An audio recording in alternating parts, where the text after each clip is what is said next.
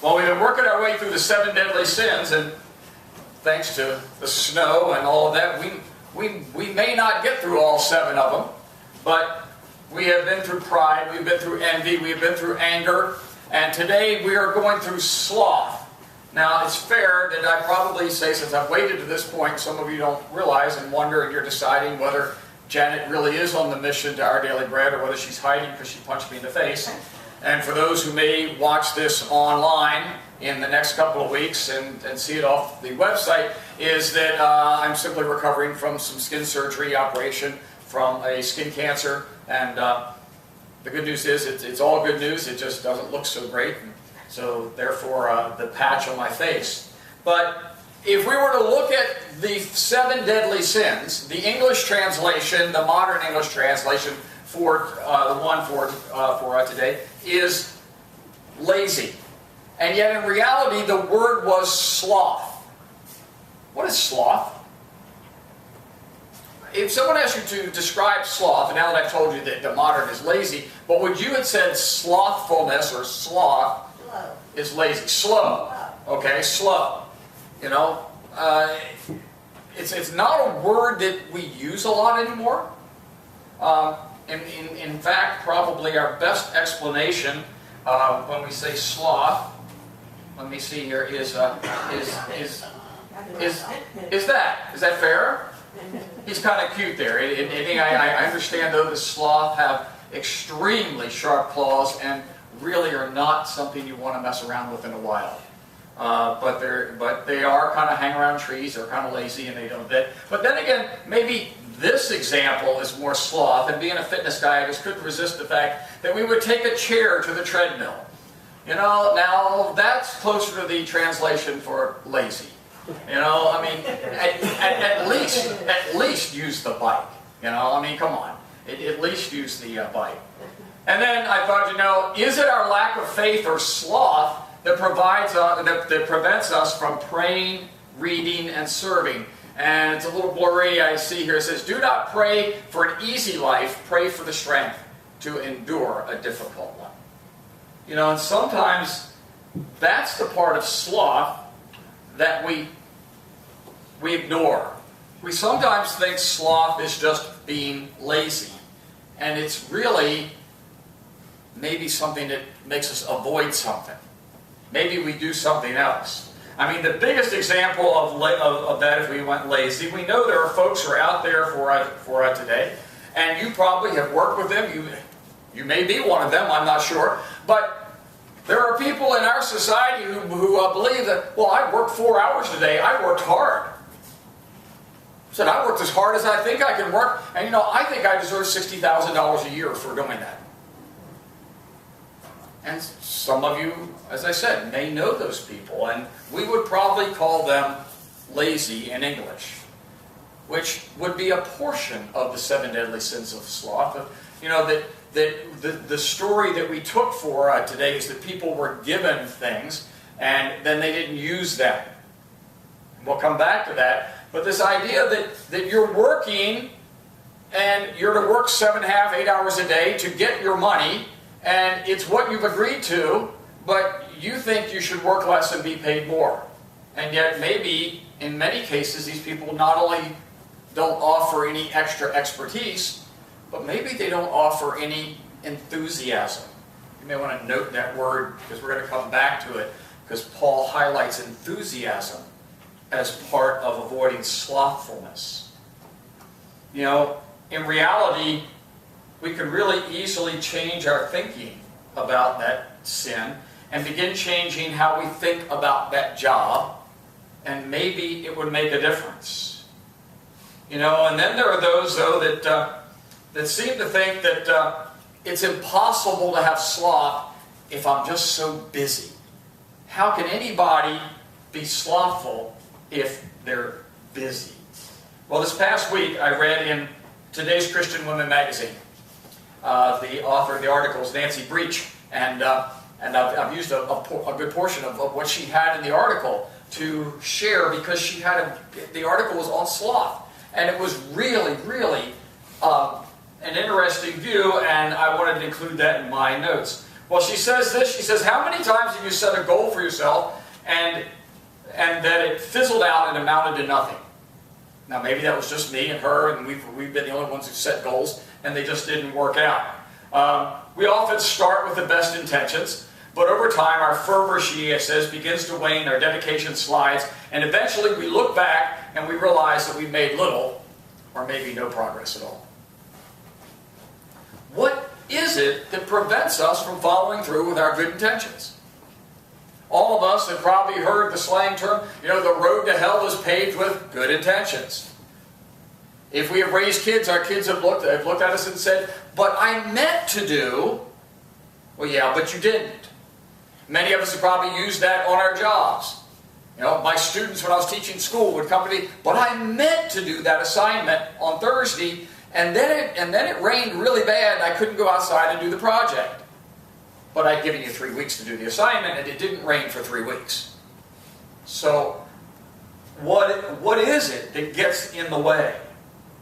Well, this idea of not being able to follow through and having good intentions literally is so ancient and so rooted in the human species that it became the source of one of the 7 deadly sins and was recorded as that. It doesn't attract quite as much attention as lust and anger and some of the others, but many leaders of the ancient church considered sloth, or this avoidance of activity, avoidance of doing or following through, as important or more important than some of the others. It is the dreaded sin, they said, of sloth. Sloth, as I said, is often translated in English to laziness, which is what I described a bit ago. But in fact, Breach says that she wanted to discuss the definition in a different way. And she says this: what is sloth? She says sloth is the avoidance of physical or spiritual work. The avoidance. Now, that doesn't necessarily mean that you're sitting on the chair on the treadmill. You may actually look very busy. In fact, you may have chosen to be on the treadmill to avoid doing something else that was more important. So this is where we are in this. It's the desire for ease, she says, even at the expense of obeying the will of God. Sloth says to us, don't strain yourself. So what's the big hurry? Sloth reaches over and hits the snooze alarm in the morning. And not that these things are always bad, please. Or sloth is the remote control. Most of us in this room can actually remember a life with a TV without a remote control. But most of our folks under 40 can't. Sloth is leaving the road when the road gets too tough. The old saying, when the going gets tough, the tough get going. Well, sometimes sloth comes into play and says, hey, don't bother. Life is too tough. Don't bother praying. Don't bother working at it.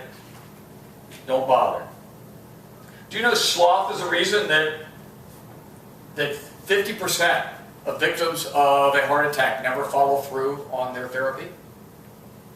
Do you know that it is the reason that 92% of folks desiring to lose weight never follow through? Do you know sloth not only hurts us as individuals, but it is often the reason that families and marriages and communities and churches never recover from problems that occur? Because it's easier to avoid the work of repairing than it is to do the work of repairing. Breach said in her article to look, and you may want to write this down, in Proverbs 24:30-34, where Solomon talks about sloth and people who are slothful. He calls them sluggards. And he says that they lack good judgment and common sense. Now that's pretty insulting. And as I'm reading it, I sat there and I said, I sort of resemble that. Got to be careful of that, because in those times, Solomon says those of us who are sluggards, and we've all fallen into that trap at times, we lack good judgment and common sense. And Breach said, based on that, she comes up with 4 myths about slothfulness. 4 myths that we think that maybe if we're in one of these myths, that we're not caught up in this one of the 7 deadly sins. And she says this: 1, busy people can't be slothful. She says that we assume if our lives are filled with activity, then we can't possibly be slothful. Wow, I would love to speak to some of my younger parents in the parish who have their kids so daggum busy that there's no time for anything. They barely have time for meals together as a family. And yet, they would never dream that they were in the midst of one of the 7 deadly sins of slothful. Because they are doing good things. The things they have their families involved in are good stuff. Unfortunately, often they're in those things because to sit down as a family and read the Bible together is uncomfortable. To sit down together as a family and pray together is uncomfortable. Because they've never done it. Now, I'm not saying that's why all these people are doing that. I was one of those parents who probably ran his kids a little too fast. But then again, that probably reflects their father's life. But are we running, are we busy to avoid the very things that are probably most needed in our lives? You don't understand, I don't have time to work out. Even though my doctor has says I need to work out. I don't have time to put sunscreen on. Or maybe because I was too vain and silly as a kid to bother. But sometimes being busy doesn't mean that we're not being lazy or slothful. Some of the laziest people are busy doing many things and avoiding the most important. Breach says the second one is successful people can't be slothful. So obviously, if I'm successful, I must have worked hard. You know, even if I don't have a lot of money, I may have reached the point in my career that I'm, that I'm doing really well. I'm living a good life. I'm not rich. I'm not whatever, but things are going good. So therefore, I must not be lazy because I'm successful. And she says that this depends on how one defines the success. If we look primarily at a person's their portfolio or career accomplishments, we're misunderstanding how God views our success. Someone's outer world may look great because all their effort is paid to the areas of life that others see, and the inside is just a mess. You know anybody like that? Met anybody like that?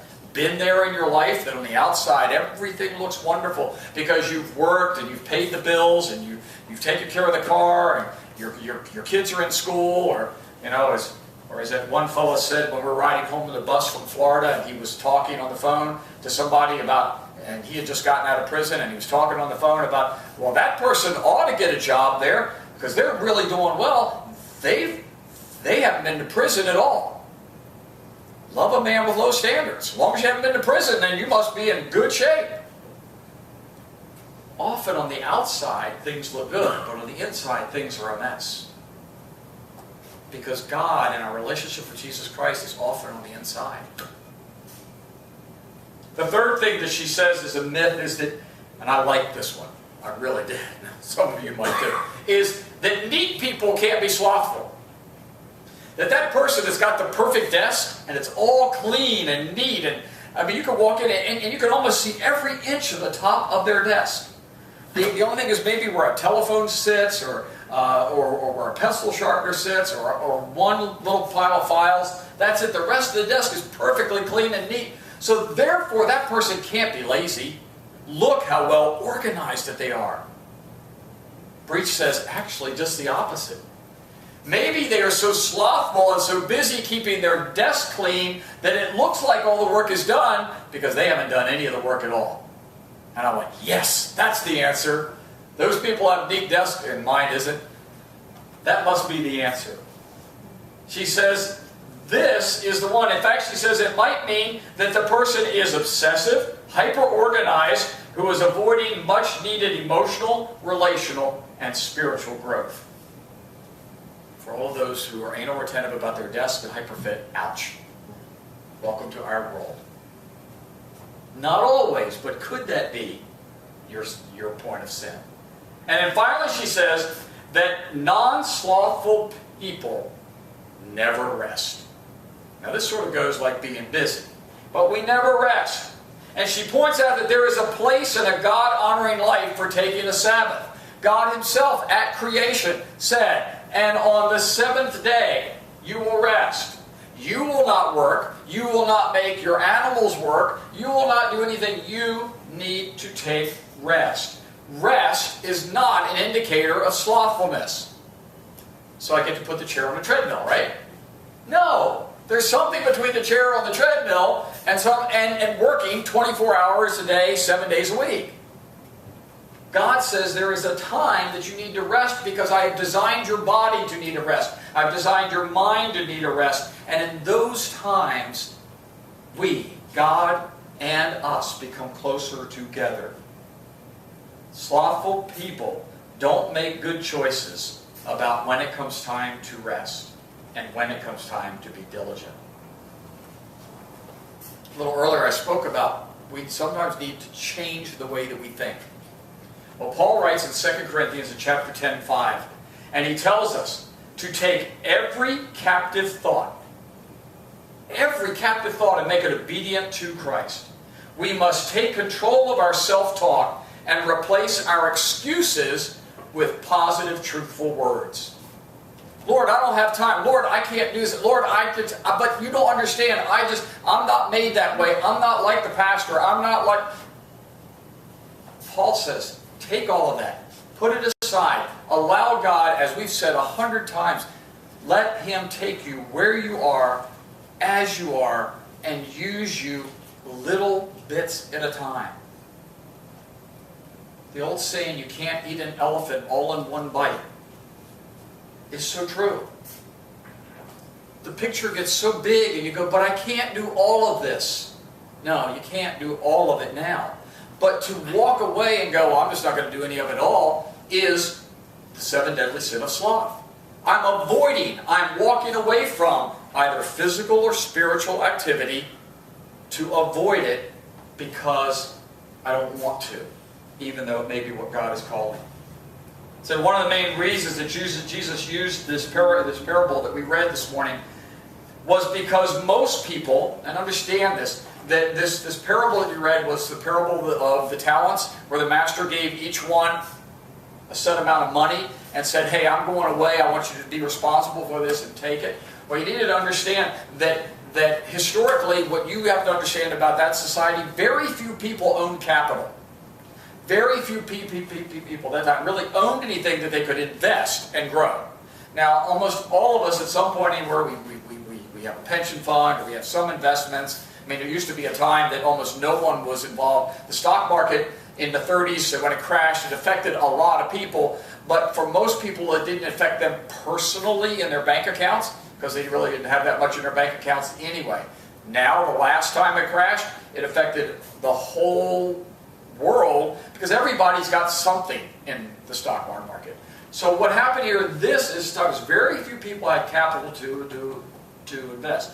And if you did, you could very easily, in a short amount of time, make 5 to 10 times what you invested. 5 to 10 times. Boy, wouldn't you love to get 10 times your investment in a short amount of time? The average person with capital could easily make 50%. So if they had $50, they could easily add 25 to it. Most times could add 5 to 10 times that amount. So understand, the master has now given these people capital. He gave them something that most people didn't have. And he said, here, take care of this and do this. So he gave them capital, and the one servant went off and buried it. And the scripture says, the part that we didn't read, that although that was safe, that was something safe to do to your money, you buried it so nobody could find it. However, giving it to the bank at that time was equally as safe. and you would have at least earned something.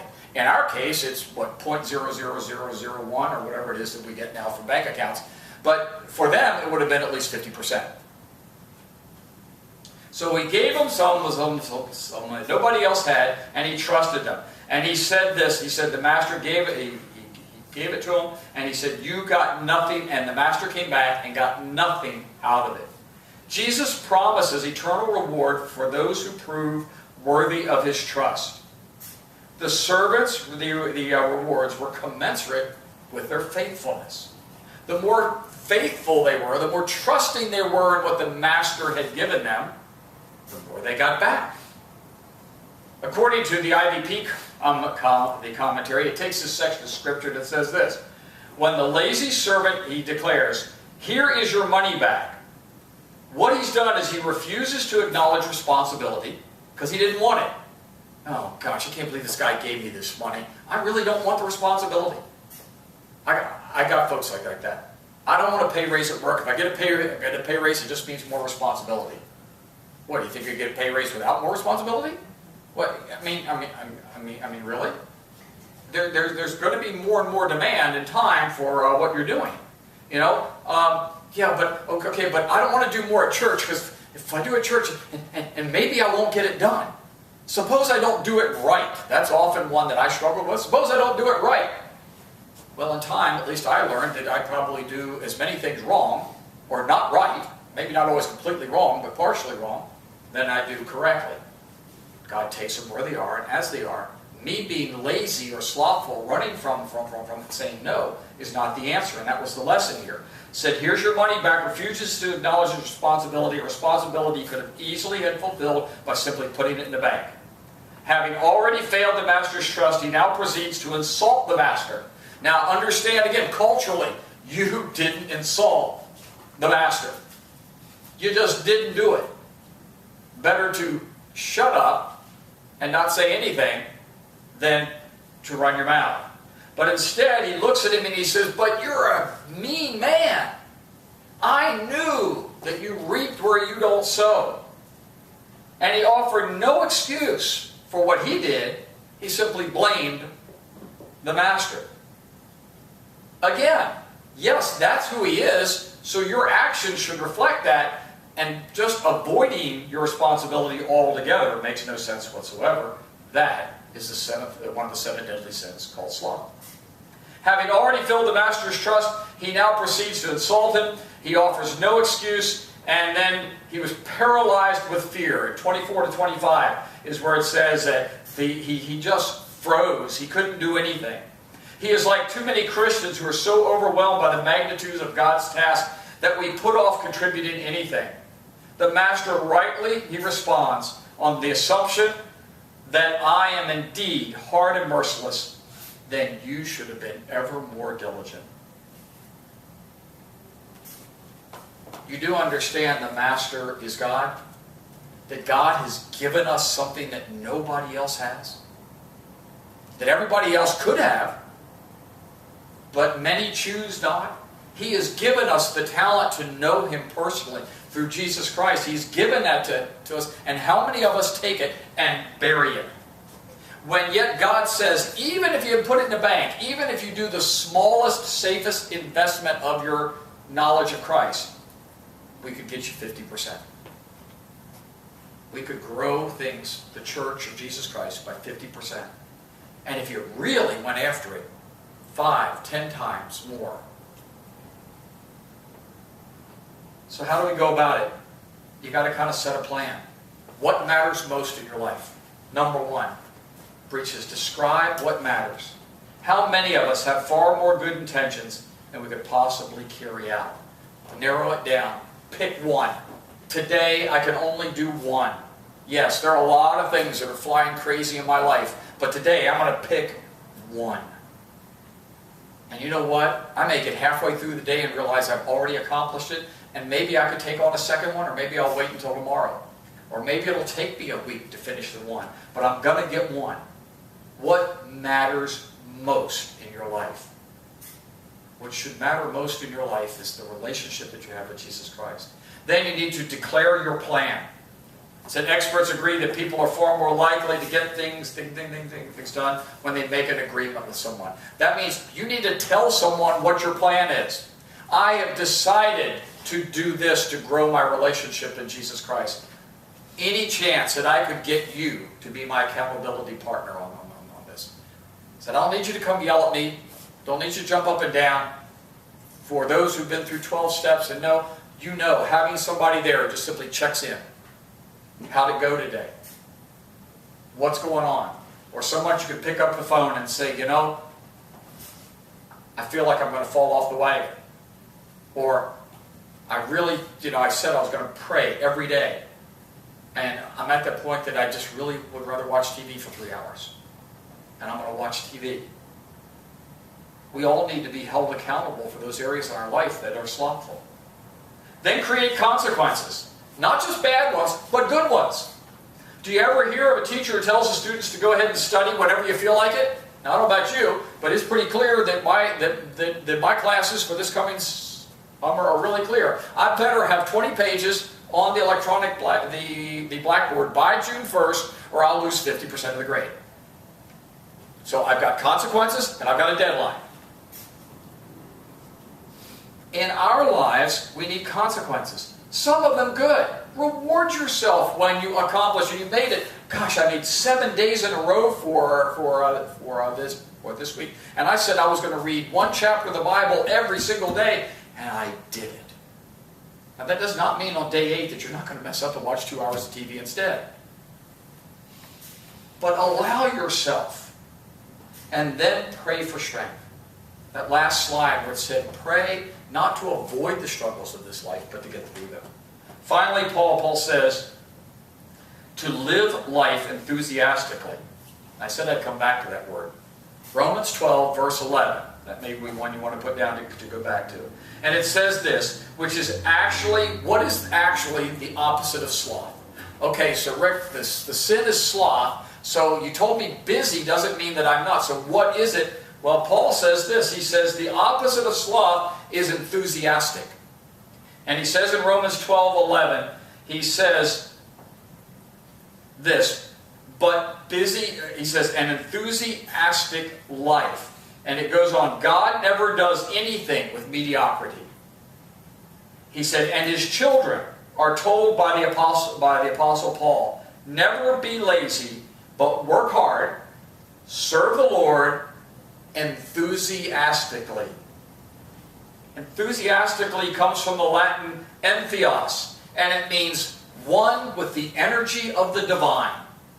So even if you're doing it wrong, do it with the energy of God. Go forth and do what you can do enthusiastically. Unfortunately for today, there is a great deal of spiritual sloth, which is really what this seventh deadly sin is about. It was a whole lot more. Yes, physical slothfulness is a problem. The Bible knew that as well at that time. But what happens is, it's when we're slothful in our spiritual life. We know what happens if we're lazy at work. It may affect our job performance. It may get us fired. Or if we work for ourselves and work's not going to get done. If we're lazy around the house and we don't run the vacuum for today because we're going to do it tomorrow because there'll be time. Tomorrow there'll be twice as much dust as there was for today. And then we wonder, how did that get here? I don't understand. Because you put it off for the last 3 days. The same thing happens in our spiritual lives. Author Howard Butt Jr. Once told a church audience that too many churchgoers tend to regard sermon listening as the end itself. Church attendance is a great first step, he says. He said, but sermon listening can be an escape. He said, God wants transformation from listening into living. Beginning today, when we choose a book, will the book that we choose double our relationship with Jesus Christ? Or will it take us away from it? Will we not say that for today that I'll pray later because there'll be plenty of time? Or will we say, no, I better pray now because as the day goes on, I'm not going to? Will at the end of today we begin to look at our marriages, our families, both in our church and outside of our church, and say, I'm not going to put this off anymore. I've been putting it off because I don't want to face it. But I'm going to fix it today. I'm going to start working on it for it today. And I'm not going to do it alone. I'm going to do it with God. We will no longer give in just because we can say, well, I've eaten one cookie, I might as well eat the rest of the bag. Anybody been there? Don't? You know what? I promised myself I was going to give this up for Lent. I made it I made it for 1 week, and you know what? I started eating chocolate again. Might as well just throw it all away. Yet God says, come to Him every day in forgiveness and transformation. It is easier to run from than to run to. For today, we said we will run from sloth, though. Said we will run from the avoidance of things that God calls us to. In order to defeat sloth, we must run enthusiastically to Christ. Lord, take me through this challenge. Consider this, the very well-known Serenity Prayer. The one line in it says, God, grant me the courage to change the things I can. This week, today, begin with that. God, grant me the courage to change the lazy, slothful parts of me, particularly in my spiritual life, that I can, one at a time. Amen.